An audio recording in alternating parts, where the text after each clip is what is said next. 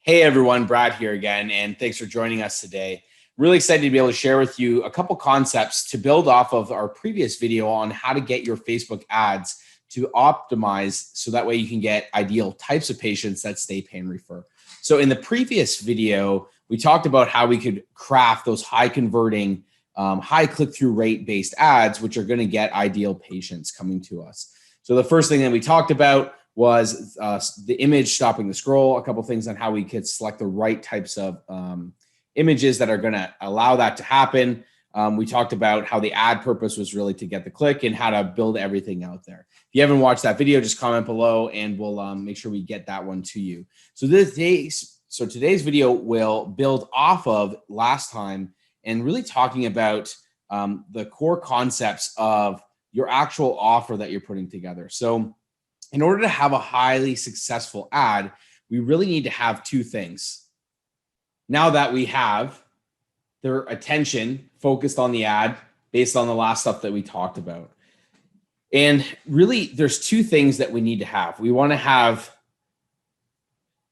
resonating copy and creative. Now, why these things are so important is because the creative, as we talked about, is what gets the person to pattern interrupt. And if we're running a Facebook ad, for example, we need to have more disruptive based marketing strategies in order to get the person to be focused in. So we talked a little bit more about the creative component and why that was important previously. So today we'll talk a little bit more specifically about the actual copy. Now, copy is essentially the words that you use in your primary text in your ad, the headlines and so on. Now, you can't just have one or the other of these. And this is where a lot of people get stuck. They start nailing down the creative. I got the best images ever. But if you don't have good copy and your words that you use to present the offer and the problem you're solving are not aligned, you will consistently have problems getting conversions. And ultimately, we know that the whole purpose of your ad, if it's a Facebook ad, for example, is to get the person to click. Or if you're using direct mailer or any other type of ad, an organic post in a Facebook group, whatever you're doing, we're trying to get the person to take the action. In a Facebook ad, that is the click, which would send them to a lead form or a landing page, for example. So with copy, there really are components with what I focus on is calling it the core copy. And this is a common misunderstood component to ultimately people writing effective ads. And why this happens is because they get really caught up into only one perspective of the overall offer that they're trying to put out. Now, we spoke a little bit about this before, and in my more in-depth program with clients, we talk about identifying the 4% target, your ideal type of prospect, and then building your copy, your offers, your advertisements off of those ideal people you're trying to attract.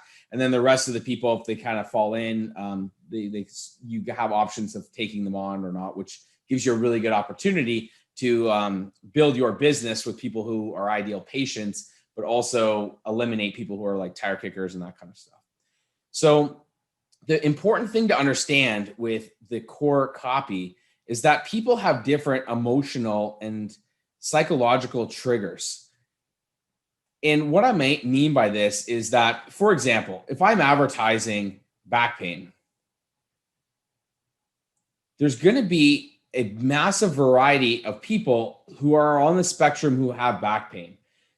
So if I look at this spectrum here, this is maybe your 4%, you have, back pain and you're focusing on sciatica or whatever it may be.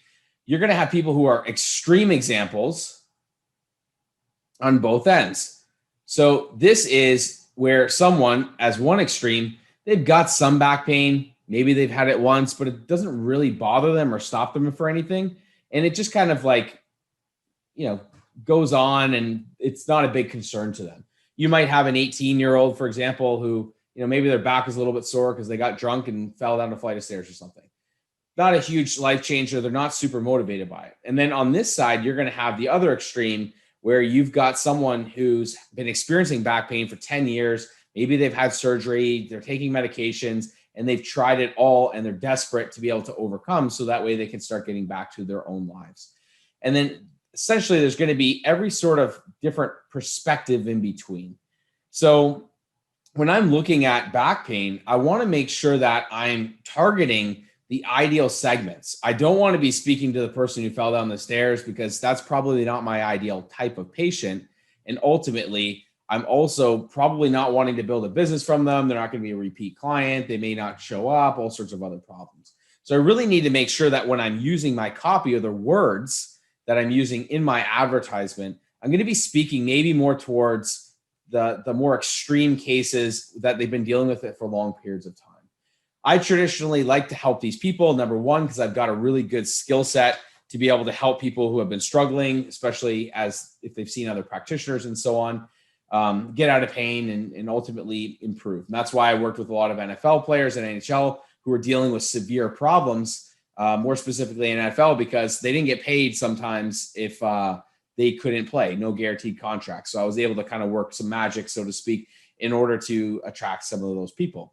Now, what I found is that people who have tried it all, they were really invested, more than likely are going to actually want to get the outcomes. And they're going to be invested in doing home care, exercises, other things that are going to help motivate them. So even on this spectrum here, let's say I'm going to go after the far end here, this extreme, they've done post-surgery, all that kind of stuff. So within this, there's going to be different psychological triggers that are going to happen.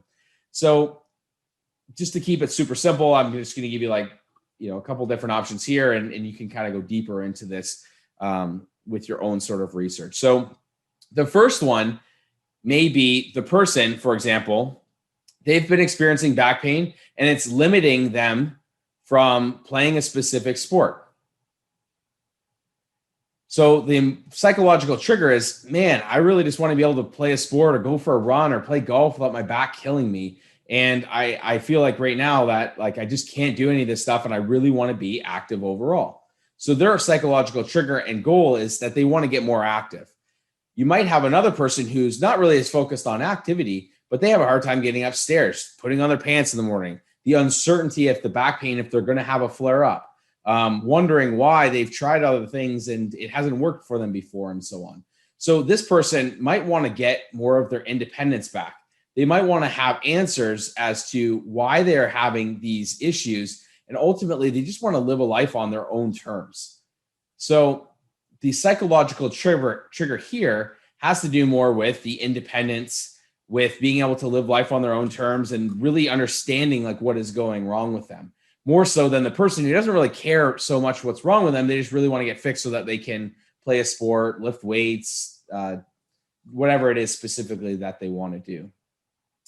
Now, on the other side, you're also going to have people who are advocating for someone who has pain. So, for example, I could have my mom or dad who has been dealing with severe pain.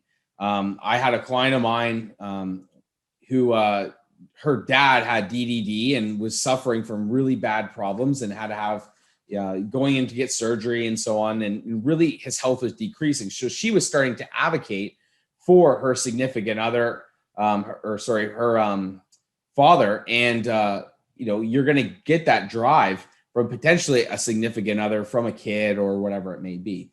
So from that perspective, you're going to have someone who might be a colleague, a family member, or friend that's going to be really advocating for a specific individual. Now, they could still see your ads. And I've had this happen numerous times where I put out ads and said, if you or someone you love has been suffering from low back pain, there is a solution. So they may advocate and actually show the ad or sign the person up or contact you and so on as well. So it's really important to know that when you are writing copy, that there are going to be those different psychological triggers. Now, I just gave you a very brief example off the top of my head. Obviously, I would take more research-based approach based on the previous video that we talked about. And then obviously in module number 1 of my program, we go into deep research of how do we identify these ideal people so we can put into context more specific messaging and create that preeminence. So when you're here, I would try to map out 2 to 3, maybe 4 different psychological triggers or aspects of where people are. And why this is important is because most people, what they do is they take one angle. So let's say I take one angle, this person here, and they beat it to death until it dries up. And ultimately what will happen is the ad costs will go up. The clicks will start to drop. People will not be responding to the ad as much because you've essentially dried up the entire audience only using one angle approach. Whereas if I'm taking different angles, I'm going to hit people who are on different spectrums in terms of being able to get higher conversions throughout my ads. So when I'm writing the ads, I typically will take different ad sets, or if you're using like a dynamic creative, which is not necessarily always the best option depending on where you are specifically in your kind of marketing journey. But I'm going to be able to test different positioning out. So it's going to give me a lot of market research on what people are responding to, but it's also going to allow me to run evergreen. There's certain ads that I run that have 3 or 4 different variations. Essentially, we're offering pain relief, but it's pain relief to this specific psychological trigger and this trigger and this trigger and so on.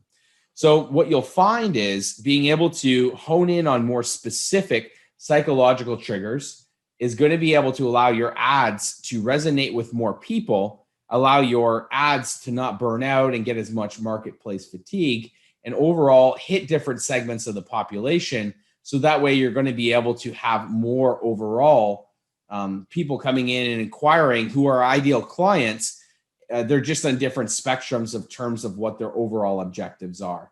This person here has the same objective as this person here, has the same objective of this person here, but we need to speak to them differently. So for this video, we definitely want to tie it into the previous one of making sure that our creative and the other stuff that we talked about is dialed in. If you haven't watched that video, you can comment below. And when you're making your ideal offers and your core offers, you want to make sure that you have different psychological triggers addressed. So write down on the spectrum where people are. If you're trying to target people who are post-pregnancy, low back pain, athletes, manual lymph drainage, whatever you want to do, just write the people, different types of patients that you have out. I've worked with high-level executives to professional athletes, but they all really have the same goal at the end of the day. But how I present the offer is going to need to be extremely different in order to attract those people. So remember, write out 2, 3, potentially 4 psychological triggers. Write copy that's going to resonate with those ideal people. And if you need help with specific types of copy, you can comment below and we can jump on a quick call and talk a little bit about your avatars and how we can make more specific messaging resonate with those ideal types of people. So hopefully you found this video helpful. If you have any questions, guys, comment below. And I look forward to connecting with everyone next week, making sure that their ads are optimized, and we'll do more business building stuff. Thanks again.